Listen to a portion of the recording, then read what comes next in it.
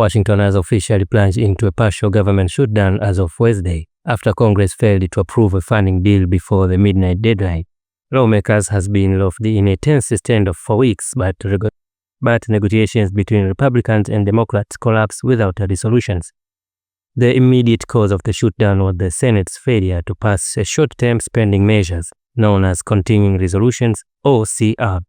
This temporary funding bill, designed to keep the government running at a current level until November 21, was passed by Republican-led House on September 19. However, Senate Democrats blocked it, expressing outrage over being excluded from key negotiations and demanding additional provisions.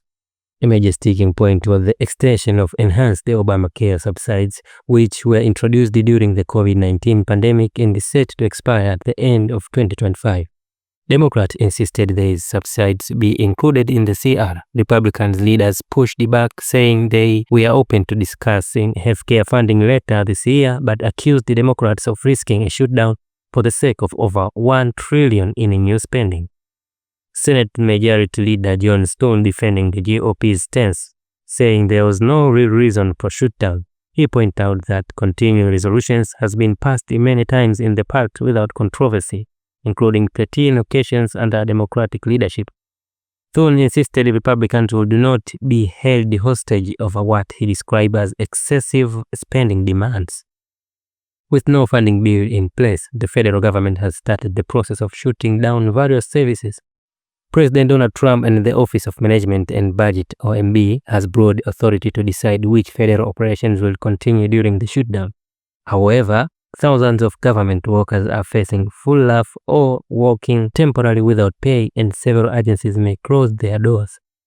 Shortly after CR failure, OMB Director Russ Vought issued a memo instructing federal agencies to begin executing their shutdown plan. He said it was clear that Senate Democrats would block further attempts to pass the bill, and therefore agencies should prepare for an orderly shutdown. The memo also warned that the length of the shutdown is unpredictable, as Democrats' position shows no sign of changing. Vought had already advised government offices earlier in the month to prepare for the possibility of permanent layoff if the shutdown dragged on. This raised concern that some federal employees may lose their job entirely, depending on how long the stalemate lasts.